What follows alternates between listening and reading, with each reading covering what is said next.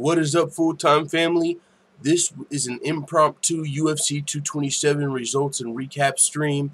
I mean, I said yesterday, and it was a highly unlikely chance, but I said if Henry Cejudo actually wins after the panel, the great panel we had last night, I have to go live. Now, with that being said, I don't have a lot of time tonight, but we'll be going live again tomorrow, and we'll do it panel style. You know, normally we do live streams every weekday, but we got to cover this. This is crazy. Demetrious Johnson is no longer the UFC's flyweight champion, as crazy as it sounds, but that was just part of UFC 227. It was a great night of fights. The main event and co-main event definitely delivered. TJ Dillashaw came back, knocked out Cody Garbrandt in the first round. We're going to cover those fights and what's next for potentially each fighter in the main event and co-main event, as well as at least the rest of the main card or the highlights that stood out from UFC 227. We might be going live for about 30 to 45 minutes tonight, but we'll be back tomorrow in the daytime. Not a specific time because it's going to be impromptu. We don't go live every Sunday, but I want to do a Google Hangout so the full-time family can hop in, give their thoughts on everything that happened last night at UFC 227. But with that being said, we're about to cover UFC 227, the results, and give you a recap and possibly what's next for some of the fighters that performed tonight, as well as we're going to do a live look-in at the MMA community reacting to this live on Twitter. You know, right now, hashtag UFC 227 is going crazy. Fighters are reacting. Everyone in the MMA world's kind of reacting on Twitter. So we're going to do a live look-in at that as well. But first, let's jump into the UFC 227 results and recap. You can see right here, early in the Fight Pass prelims, we'll cover those first. Just real quick, Marlon Vera looked good against Weili Burin. We had Chinese finisher Weili Zhang, who looked good against Danielle Taylor. She wasn't able to get a finish. She was still able to get a decision victory. Been training, I believe, with Jackson Wink and Lim down there, so she looked good in her UFC debut. Been very active, and she looked good in her fight against Danielle Taylor. So big win for Weili Zhang. Let's pull up the full-time family, see what we got going on. I know you guys probably got some crazy shit to be said. Arpit Singh message retracted. What's going on? Given Surname said, I'm going to be on that panel tomorrow. Yeah, I remember Given Surname. Weren't you the one that said the disrespect on the panel was making you root for DJ? Yo, that shit was crazy how it came to fruition. How he actually lost the fight. I mean, you can talk about it, you know, you can predict it, but that doesn't mean it's going to fucking happen. For Demetrious Johnson to actually lose tonight is pretty significant. It's huge. It was a night in history. Henry Cejudo dethroned Demetrious Johnson, the longest reigning UFC champion. I mean, that's crazy. But yeah, we're definitely doing the panel tomorrow. Cesar Ayala in the building. What's going on? He's got the snake with the thumbs up, or should we say the viper? TJ Dillashaw, Given Surname said, I'm salty AF. I know y'all picked Cejudo, but did you think that was a good decision? I thought it was 2-2 going into the 5th round, and I thought the way that Henry Cejudo finished the fight, I thought the decision was fine. But this is the thing, you know, normally the champion somewhat wins the robbery. Like, I wouldn't have been surprised if Demetrious Johnson won, even though I felt like Cejudo won the decision, because in order to be the champion, you have to beat the champion. And usually you have to beat him pretty significantly, or the champion might get his hand raised. Now, with that being said, it was a razor-close decision, so I could have saw Demetrious getting his hand raised, but I personally felt like it was 2-2 going into the 5th round, and Henry Cejudo did enough toward the end of the round to claim the fight. So it was really close. I agree with the split decision. One of the more interesting things that I think, I mean, Cejudo got the W. You know, you can't take that back. But this is the thing. I mean, we can argue who was the rightful winner because it was that close. But since it was that close, you would assume Demetrious Johnson. This is my question to you guys. Do you think Demetrious Johnson deserves an immediate rematch? And then I'll pose another question right after that. Do you think he'll get an immediate rematch? Because I don't think so. But we're going to talk about that after we talk about the main event for a little bit. MMA Addict said DJ didn't get robbed. Yeah, I thought the decision was fine unless you're going off of the motto, in order to be the champion, you have to beat the champion. Henry Cejudo did not dominate Demetrious Johnson. It was a close decision, so normally the champion gets their hand raised in that situation. So maybe a little bit of a robbery in that sense, but I thought Cejudo actually did enough in that 5th round. Given Surname said Henry didn't do anything with those takedowns. I mean, he didn't do a lot of damage, but he still took DJ down multiple times, as well as rocked DJ a couple times, especially at the end of the round. So, I mean, he wasn't just doing no Khabib damage down there, but you got to be safe with the position when you're fighting the best fighter in the world. You can't really give Demetrious Johnson much space or he's getting back up. DJ was using a lot of techniques to get out of some of those takedown attempts. That roll he was doing, that he was having success with, just shows you the level DJ's on. I mean, looked great with his striking. It looked like Henry Cejudo. I mean, things were going in the worst way for Henry Cejudo when he like rolled his ankle in the very beginning of the fight, and it looked like he almost had a bad ankle starting the fight. But it was just, he said, from the leg kicks to Demetrious Johnson, but he was able to get his leg back under him. But it was almost looking bad from the very beginning for Henry Cejudo in this fight. 3-2 to me, says Arpit Singh. Forward Western Civilization said maybe of that division. Given Surname said, I personally give credit to DJ for those counters off the takedowns. He rolls and shit, but I don't think the refs give him anything for that. Yeah, I agree. Those rolls were fucking, that's one of the things that stood out to me. Like, what great fucking takedown defense. Like, rolling out of it, and it worked multiple times. Like, he practiced that, and it was to the point to where Henry Cejudo had to be careful with that certain type of takedown attempt, or Henry Cejudo was going to roll out of that shit. That was crazy. So that was a crazy fight. We'll get into that shortly. So with that being said, let's just cover the prelims real quick.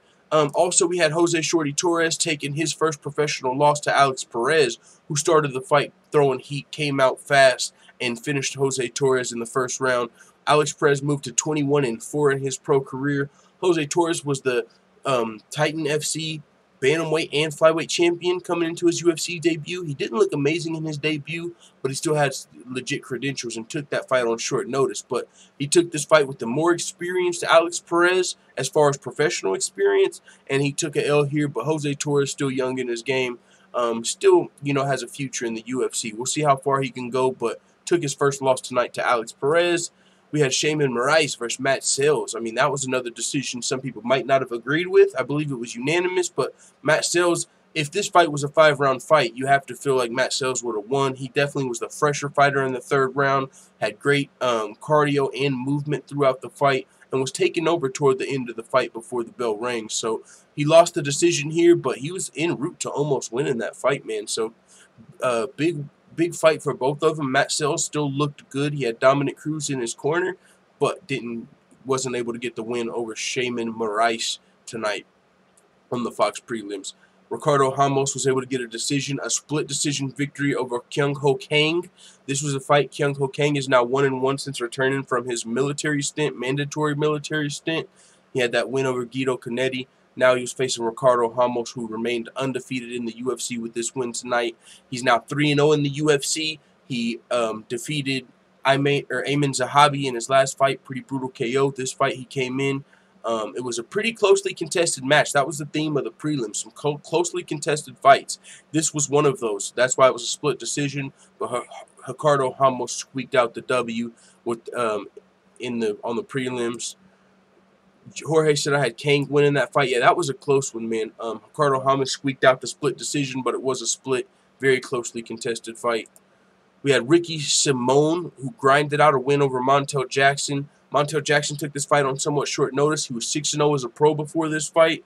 I mean, he didn't start fighting too long ago, but he's like the Shane Carwin low-key of the bantamweight division, I believe, because his hands were so big. The commentators were talking about it throughout the fight. And it was like when he had wrist control and he was able to stand up off of some of Ricky Simon's takedowns just with his wrist control and shit like that. So he had some attributes coming into this fight that helped him look good in this fight, but he still got grinded out by Ricky Simon, who had the better wrestling in this fight. And Ricky Simon also full camp. Montel Jackson short notice. But still, Ricky Simon looked good. He was able to take Montel Jackson down multiple times. Didn't do a whole lot of damage, but still, Montel Jackson was also able to stand up after some of those takedowns. So, close fight, not really as much as Ricardo Ramos versus Ricardo Kang. Wasn't as close, but still closer than you would have probably expected from Montel Jackson, who was making his UFC debut on short notice. Ricky Simon, though, big win for him. Grinded out the unanimous decision there. Main event of the prelims. Before we jump to the pay-per-view, we had Brett the Pikey Johns taking on the young Punisher Pedro Munoz, who looked great in this fight. It's crazy Brett Johns was able to make it to a decision. He got dropped 4 different times in this fight. 2 times with body kicks, 2 times with leg kicks. Pedro Munoz was attacking the body, the head, the leg in this fight. And he was, before coming into this fight, he was a Brazilian Jiu-Jitsu black belt, so you expected him to have maybe the edge on the mat. But damn, he came in here and picked apart Brett Johns as well. Showed that he's very well-rounded. Not only is he a threat with his jiu-jitsu black belt, but also he can outstrike some of the best bantamweights in the world, as Brett Johns was ranked in the top 15. This was his second opportunity at a top 10 ranked opponent. Brett Johns was coming off of a unanimous decision loss to Aljamain Sterling before this fight. Pedro Munoz also coming off of a decision loss, but it was a split decision to John Dodson. So both of these guys were looking to bounce back off of their decision losses. Pedro Munoz looked great while doing it. He picked apart Brett Johns, who he could have finished him almost the first round, the second round. There was even a deep guillotine he locked in at one point. I mean, he almost finished the fight with strikes, almost finished the fight with submissions. Pedro Munoz looked great. So congratulations to him. Now it's time to move to the main event. I know everybody's ready to talk about Henry Cejudo, Demetrious Johnson, Cody Garbrandt, TJ Dillashaw. But we got to give these fighters their just due as well, who fought tonight and performed at UFC 227. So Kevin Holland had a lot of fun, made this fight a lot of fun versus Marietta Thiago Santos. Thiago Santos, a middleweight knockout artist who's going to be prepared to step in at middleweight Square Garden at UFC 230. There's a lot of the top middleweights in the UFC being showcased at UFC 230. Thiago Santos is a guy that has a hard time finding opponents. So he's found himself cutting weight even when he doesn't have a fight, just in case someone gets injured. He'll be willing to step in there and get an opportunity to fight a higher ranked opponent. And so if that happens at UFC 230, Thiago Santos said on the mic, "Yo, I'm gonna be on weight. I'm gonna be ready. If anybody falls out at UFC 230, I am in there like swimwear." So Thiago Santos is looking for a bigger ranked opponent, but he's very dangerous, and so it's kind of hard to get those guys to accept the fight sometimes with him, the higher ranked opponents.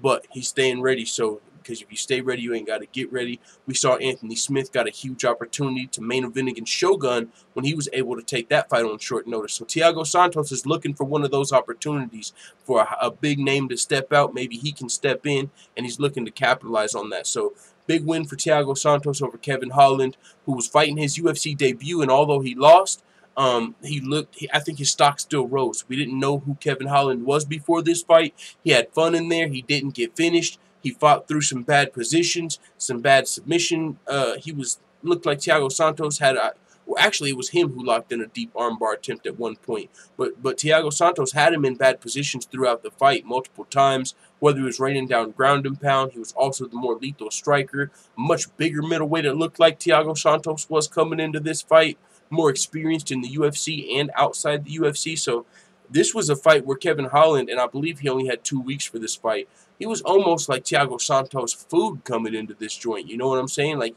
people probably expected him to get knocked out in the first round, but not only did he survive the knockout, the power from Thiago Santos, some of the strikes from the knockout artist Thiago Santos, but he was having fun in there, talking shit from the bottom. You know what I'm saying? I forget what he said at the end of the first round, but he was saying, "Oh yeah, like, this isn't fun. Like, why you gotta hit me so hard?" You know, because he was on his back. Thiago was raining down the blows like fucking Thor's hammer. He's got a big-ass hammer on his chest. He was raining down damn hammer fist. But Kevin Holland was like, "Yo, why you gotta hit so hard? Having fun down there." And that was at the end of the first round. I was like, "Yo, this dude's in here joking around a little bit." And we saw that a little bit in his performance at Dana White's Tuesday Night Contender Series, where he won a unanimous decision. But he was kind of having fun in that performance. He's a guy that's not taking this too serious. You know what I'm saying? He's not. And I kind of like that. Now, it doesn't seem like a championship mentality, but it's still a good thing. And this is your life. You're in here fighting. It's good to see somebody enjoying the moment. This was his UFC debut, probably the biggest fight of his career, and he was in there enjoying the moment. He survived, showcased some great jiu-jitsu. I mean, it wasn't the best jiu-jitsu, you know, like black belt level. There were some mistakes he made, but at the same time, some of his escapes that in the ability to stand up from the bottom position multiple times, Kevin Holland, I became more of a fan. If I didn't know who he was before tonight, I'm looking forward to his next opportunity in the UFC. Not only was he talking in the fight, having fun, I mean, smiling throughout the fight, he was still also fighting. You know, he was throwing some big shots that if they would have connected, he could have easily KO'd Thiago Santos. He's been knocked out recently. Thiago Santos was coming off of a KO loss, so You know, in the middleweight division, the heavier you get, everyone is dangerous, especially Kevin Holland. He was dangerous tonight, and not even just with his threat to KO Thiago Santos. His jiu-jitsu attempts, some of his submission attempts that he went for, like in the first round, I believe he went for like a flying omoplata before almost locking in that arm bar. Definitely a really fun fight, and I didn't necessarily expect that. So, big fight for both of these guys, but a big win for Thiago Santos. Then, of course, we had the Brazilian dime piece, Poliana Viana, losing her second UFC fight. She fought the very tough J.J. Aldrich, who had Pat Barry in her corner, trains with the female strawweight champion, Rose Namajunas. She's trained with Valentina Shevchenko, so she's trained with some of the best WMMA fighters in the world. And she also had a little more experience coming into this fight, as she fought 11 amateur fights and a fight on The Ultimate Fighter before that. I don't even think count toward her 6-2 record as a pro. So her record was a little deceiving. I actually picked J.J. Aldrich to win this fight last night on the panel. I thought I picked her on my predictions, but after I went back and looked at my predictions after the fight, I saw that I had her face crossed out. So it was almost a toss-up for me. But J.J. Aldrich came in here and got the W. And on the panel last night, I'm pretty sure I picked Aldrich. We can go back and check that out, but it doesn't matter. Just a prediction. J.J. changed with a great team. Her record's a little deceiving, but Poliana Viana was, you know, dime piece. Some people felt like the UFC might have been trying to get her a win. You know, she looks good. She's a finisher. She finished all 10 of her wins before this fight. So, you know, but it was a tough fight. I mean, the striking advantage, definitely J.J. Aldrich. She was popping her with right hands all night. And a couple straight lefts as well. But Poliana Viana, once the fight got to the floor, it looked like she might have had J.J. Aldrich in trouble at the end of the first round. But the bell rang, and after that, J.J. Aldrich continued to outstrike her when the fight was stood back up. So maybe Poliana was the better jiu-jitsu player, but J.J. Aldrich showed she was the better fighter tonight on the main card. So big opportunity for both these ladies. J.J. Aldrich got the W. Given Surname said both these girls had nothing behind their punches. J.J. Aldrich, she was landing some big shots, but yeah, she wasn't able to get the finish. And one of the things that the commentators pointed out as well was Poliana Viana was leaving her chin open a lot of the times when she would come in, whether she was looking to, you know, just close the distance or what, she was leaving her chin out there, and it was how J.J. was able to connect multiple times. But that's a good observation from you, good sir. Clayton Funky said, bro, chill. Use sense instead of name-calling. Uh-oh, some people in here angry. Some people in here debating, arguing perhaps about the main event or co-main event, which we are about to cover. Either way, we still got one other fight, Cub Swanson versus Renato Moicano. I believe everyone on the panel picked Renato Moicano, but Cub Swanson is a guy we weren't counting out. He was fighting in front of his home crowd in L.A., He was the number 5th ranked featherweight coming into this fight, needing a win here to bounce back off of a 2-fight losing streak, as he most recently lost to Frankie Edgar. But before that, Cub Swanson lost to Brian Ortega. So he was on a 2-fight losing streak coming into this fight, taking on the very tough Renato Moicano, who was only ranked number 10 coming into this fight, but that was deceiving. Renato Moicano very well could be one of the best featherweights in the world. He's got wins over Jeremy Stephens. He almost beat Brian Ortega. He was up on the scorecards, it seemed like, before being finished in the 3rd round.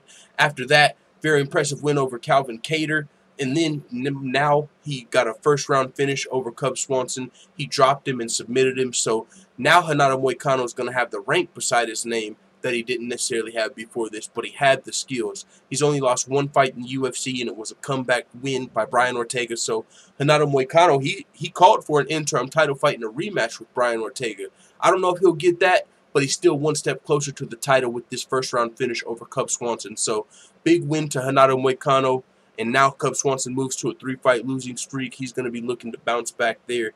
We'll see who his next opponent is. He probably won't have to fight another fucking top 5 killer like he's been fighting. All the 3 guys he's lost to are now in the top 5 of the UFC. With the win, Renato Moicano likely moves to the top 5. Before this, he was ranked number 10, but that was very deceiving. But still, Cub Swanson, his rank's probably going to drop after this fight, maybe go down. You know, before he was starting to fight these killers, the Brian Ortegas and the Frankie Edgars, he was looking good with wins over Doo-Ho Choi. I believe he clipped up Artem Lobov once, maybe. So, you know, he wasn't fighting the best featherweights in the world when he was getting his wins, but he's still one of the most experienced featherweights in the UFC and one of the top 10 featherweights, I think we would all agree. So Cub Swanson's got some legit skills. We'll see how he bounces back from this loss. but a big win for Renato Moicano. Gambling Degenerate says Dotson #1 pound for pound. Oh shit, I wasn't even thinking about that. He's got the win over TJ. But still, you know what I'm saying? I know you guys are having a conversation about Dotson, but no, Dotson's a beast. He's a little underrated, but #1 pound for pound, definitely a reach. Clayton Funky said Moicano bigger than Ortega too. Yeah, he definitely seemed to have a little bit of a size advantage in the fight. But with that being said, it's time to break down Demetrious Johnson versus Henry Cejudo. Who did you have winning? Let me know in the chat. Before you do that, though, make sure you hit the thumbs up button. There's 23 watching, 7 thumbs up. Let's turn that to a 23. It's Michael Jordan, LeBron James in this bitch. Fuck you, time at the LeBron James at MMA channels. Let's turn that to a 23. That's what I'm talking about. Now, Henry Cejudo, Demetrious Johnson, the reigning pound-for-pound greatest fighter of all time. Demetrious Johnson, before this fight, I'm sure that is definitely going to get thrown into question now if it hadn't already been. People were already reluctant to call Demetrious #1 pound for pound because of his reluctance to go up a division and fight the champion. Now, I'm telling you guys right now, this can of worms just opened. We got to give this shit time to digest and shit to play out. But I'm telling you, Monday, one of the stories coming out is going to be how Demetrious Johnson is getting skipped for his immediate rematch. If anybody in the history of champions has ever deserved an immediate rematch, it's got to be Demetrious Johnson. Over Stipe, over Rockhold, it's got to be Demetrious Johnson. Now, TJ Dillashaw was a case before that. Now, let's have this conversation really quick because it's going to come up. Do you guys believe the DJ is going to get an immediate rematch? I'm not sure. We saw Henry Cejudo, after winning the split decision, said, hey, I want the winner of the main event. Cejudo, Dillashaw, or Garbrandt or Dillashaw. Whoever wins, I want to move up and fight them. And so that's a champion versus champion fight. We're in the champion versus champion era right now. That's what people want to see ever since McGregor did it. Now Cormier. We've talked about Nunes versus Cyborg. There's a lot of champ versus champ super fights going around. And so Cejudo is actually willing to do it. Demetrious wasn't. So if you're the UFC and you want to see a champion versus champion super fight at flyweight, you probably give Cejudo the Dillashaw fight now. He's willing to do it. If Demetrious Johnson gets an immediate rematch and beats Cejudo, we lost our flyweight champ versus champ super fight. Demetrious Johnson probably goes back to being the content champion, not really hungry to challenge Cody Garbrandt, or not Cody anymore, TJ Dillashaw. So, with that being said, I could easily see the UFC skipping Demetrious Johnson on this rematch. Sorry, buddy, we got a champ versus champ super fight. We know you deserve it. You know, get a win or something, and, you know, you'll get it. But with that being said, as far as deserved is concerned, what's the case for deserving an immediate rematch? I mean, what did Dana White say whenever Luke Rockhold got knocked out by Michael Bisping? You just got knocked out in the first round. You don't deserve anything. You know, when we were talking about a rematch. What happened whenever Stipe Miocic got KO'd by DC? He got knocked out in the first round. He's not getting rematch. Even though some people felt like Stipe, all right, he deserves it. He was still the longest reigning heavyweight champion, arguably greatest heavyweight of all time. Let him get his rematch. But it's like, nah, we got Brock coming back. That's the bigger fight. Now, you can't tell me that Henry Cejudo versus TJ Dillashaw isn't going to be a bigger fight than the Demetrious Johnson-Cejudo trilogy. Because Demetrious Johnson isn't the biggest seller. So if the UFC is likely going to capitalize on this champ versus champ super fight, which means Demetrious likely gets skipped here. So if that's the case, how do you get an immediate rematch? It's like there's no rhyme or reason. It's just the biggest opportunity, and we saw that, right? The UFC goes with the biggest money fight, it seems like, and I think that's Cejudo versus Dillashaw, champ versus champ. So with that being said, I feel like Demetrious Johnson could very well get skipped here for the rematch, and I know that's going to piss a lot of MMA fans off, because if anybody deserves an immediate rematch, Stipe, Dillashaw, Rockhold, if anybody deserves it, it is Demetrious Johnson, if we're just being fair here. He wasn't just the longest reigning heavyweight champion or the longest reigning flyweight champion. He was the longest reigning UFC champion in UFC history. All divisions. He broke Silva's record. So, and then on top of that, it was a close split decision. Some people feel like DJ could have got the nod. I was fine with the Cejudo getting the win. You know, the judges giving the fight to Cejudo. I thought he won the fight, but you know how it goes sometimes. In order to be the champion, you have to beat the champion. So if Cejudo would have got his hand raised, I would have understood that as well. But Cejudo got his hand raised, and with that being said, it wasn't even a unanimous decision. It was a split decision, which even adds to the case more for Demetrious Johnson to get an immediate rematch. But I don't think he's going to get it. So we'll see what happens. I'll see what's going on in the family. Quiet Time Gaming, by the way, bro, I low-key, I almost blocked you, but you were spamming comments talking about how you predicted the fight and, you know, spamming your channel, spam advertising. No spam advertising, good sir, you know what I'm saying? But, you know, one time is cool, but just, I noticed your name here, wanted to let you know because I hid your comments on the channel low-key because you spammed it like 5 times, but you're still in here, so I just figured I'd let you know, and maybe, you know, we'll see your comments, you know what I'm saying? But with that being said, Trollbuster in the building, giving share name. Trollbuster said, nah, fuck that. DJ don't deserve a rematch. I want to see TJ versus Henry. Dicks out for Cejudo. Y'all remember the fucking live panel last night? That shit was epic, especially now, considering Cejudo won. I almost want to clip up our whole conversation about, maybe someone could help me out and do that, but we need to clip out our conversation that we had on the panel last night because it was a 4-hour conversation. So we need to clip out the part where we were talking about Cejudo versus Johnson because it was so funny and it actually came to fruition. That was pretty funny and epic. But yeah, man, I hear that, man, and that's what a lot of people are going to say, Trollbuster, to your point. Demetrious Johnson, a lot of people aren't dying to see Demetrious Johnson remain the champion. People were ready for DJ to lose the belt low-key. I mean, whether it's because of his reluctance to fight in a champ versus champ super fight, or if it's because he was just content and turned down the Dillashaw fight when he was willing to come down to his weight class. DJ wasn't really the fan favorite, you know what I'm saying? So I know there's going to be people that say, no, fuck that. DJ didn't want the champion versus champion super fight. I hear you. Maybe he should get a rematch, but we ain't really even trying to see that. You know, fans don't. Just because Demetrious Johnson deserves a rematch doesn't mean that we want to see it. Because if we do see the trilogy, let's just be honest. Let's keep it 100 here. If Demetrious wins the fight, we're back to the boring old flyweight division. We just had some new shit happen. We just have parity in the flyweight division. We didn't expect this. We got a new champion. We got a champion that's willing to go up and fight TJ Dillashaw now. I mean, that's kind of exciting. And even though Demetrious deserves his rematch, if he gets it, we kind of lose that. So I know there's going to be people that want to see Cejudo go up and challenge for the belt, and that's probably the fight that's going to get made. But my question is, what's the criteria for an immediate rematch? Because if Demetrious doesn't get one, no one gets one. Unless maybe the UFC just like, hey, he's getting one. Like we saw Cody Garbrandt got one. Cody Garbrandt is one of the rare fighters who got an immediate rematch. You know what I'm saying? Not a lot of fighters get that opportunity. And so it's like, what's the criteria? It's just that the fans want to see it, I guess. You know what I'm saying? So we'll see what happens. My prediction right now, I don't think Demetrious Johnson's going to get an immediate rematch. I think this is going to be a story we talk about in the weeks to come because it was a close split decision lost.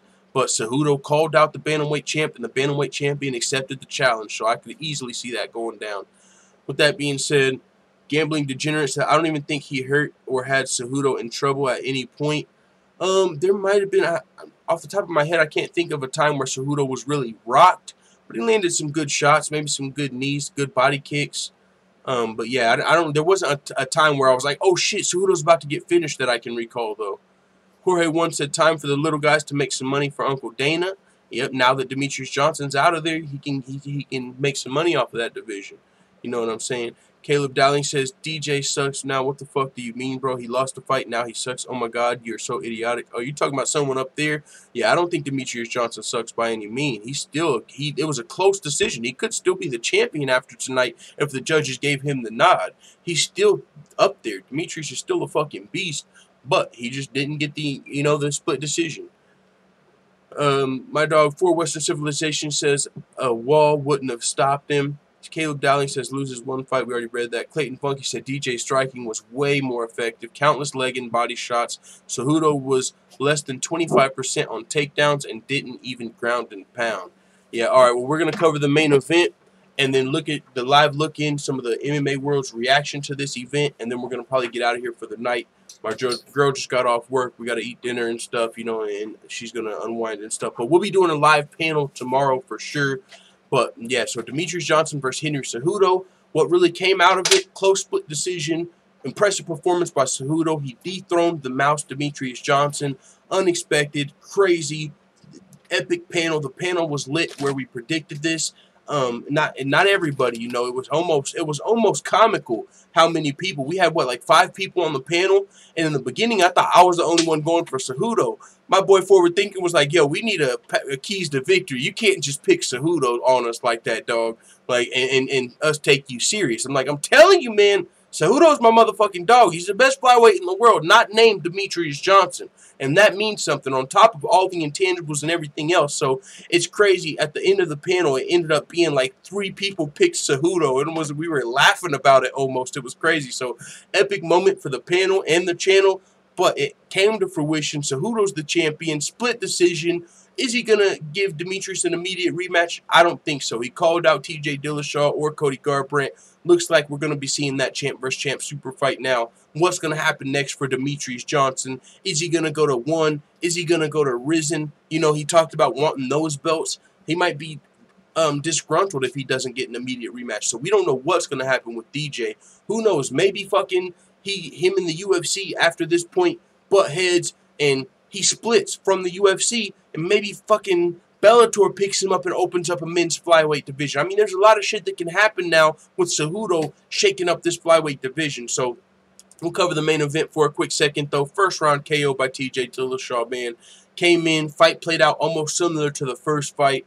Cody Garbrandt hurt TJ early, it seemed, but maybe got a little overzealous, and TJ was able to recover and drop Cody, and this time get the finish in the first round instead of the second round.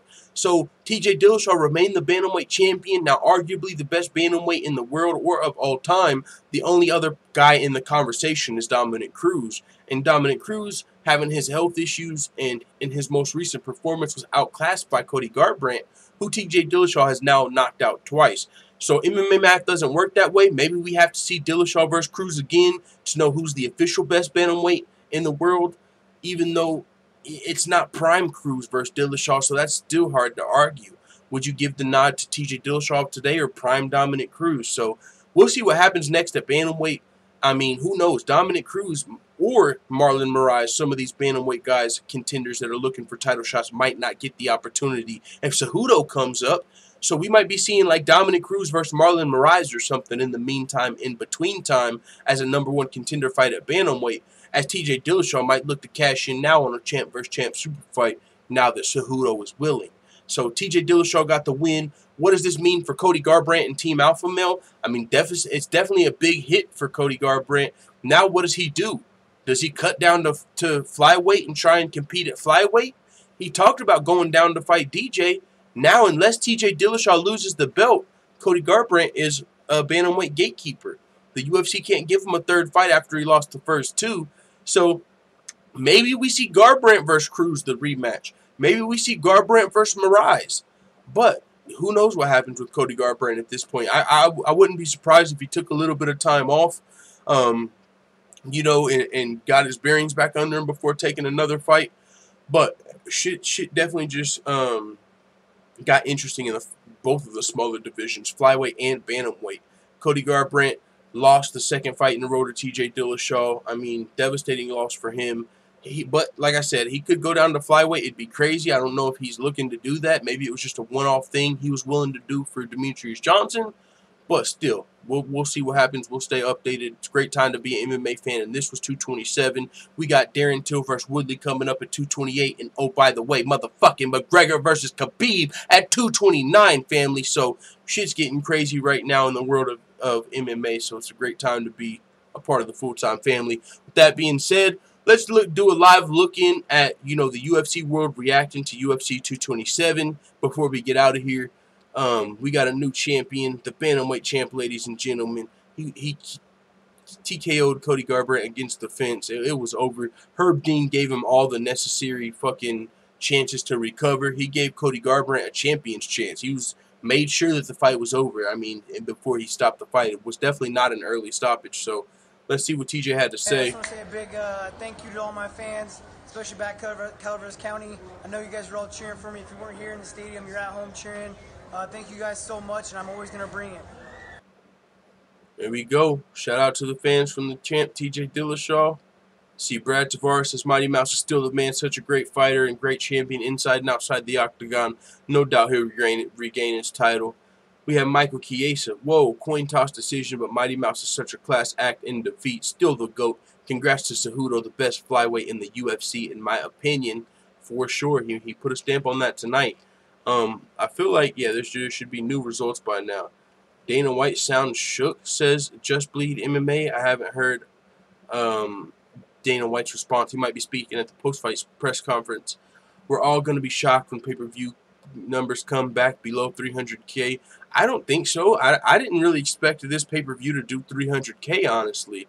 I mean, it wasn't the most stacked card, and after UFC 225 was under 300K, I don't see why this one would be. I mean, unless Cody Garbrandt just brings in that big of numbers, but TJ Dillashaw, Demetrious Johnson, they're not huge draws, so I don't expect big numbers from this card. But can Henry Cejudo beat Demetrious Johnson at Fortnite? That's the real question, says Mac Malley MMA. Yo, new Call of Duty's dropping. At least you know what I'm saying. Demetrious Johnson can look forward to that. I'm sure he'll be, playing that shit when it drops. Let's see who else we got. Jimmy Manawa said, great night, UFC 227. Can't wait to get back to the UK to camp. Next one's for the fans. Johnson says he thinks he tore his LCL and might have broken his foot. He felt a pop on the knee. Demetrious Johnson may be injured coming out of this fight, it looks like. So we'll stay updated on that as well. We have, how does DJ, one of the most successful champs, not get an immediate rematch? That fight was hella close. Uh-oh, it's starting, family. I'm telling you. That's what I'm saying. People feel like he deserves it, and maybe he does. But that's not the fight. It's really the biggest fight, seems like it's the one that gets made. And the fact that Demetrious Johnson does deserve the title, it's not the biggest fight. So, that's just the way things have been going. But I agree. He does probably, if anybody deserves the rematch, it's DJ. I agree. But I don't think he's going to get it. Let's see, UFC 227, the Mighty One. Did you see how Mighty Mouse reacted when the decision was read? That's a true champion. Genuinely proud to be a fan. Congratulations, Mighty Mouse. At 31 years old, your legacy has plenty of chapters left. Demetrious Johnson, definitely one of the greatest champions in UFC history. Sucks to see him go down. They're definitely, one of the most underrated champions in UFC history. But, time loses to no man. And Henry Cejudo, I believe, as well, is the best flyweight in the world, not named Demetrious Johnson. I would love to see the trilogy. Hopefully we get to see it at some point sooner rather than later. But like I said, it doesn't look like that's what's next on the card. So, yeah, full-time family, man. We'll cover UFC 227 some more tomorrow. For right now, I think we're going to shut down the stream. We'll be back tomorrow. We'll do a live panel. 23 watching, 10 thumbs up. Clearly, you motherfuckers don't support the stream. You know what I'm saying? As far as the thumbs up are concerned, you guys are telling me to kill myself, essentially. So we're going to do that. No, I'm just kidding. I'm just kidding. We're not going to do that. I'm just kidding. I'm just giving you guys shit because the thumbs ups, you know what I'm saying? But with that being said, great night of fights. We'll be back tomorrow. We'll do a live panel and some more stuff. There's a lot to talk about. We need to do a live debate.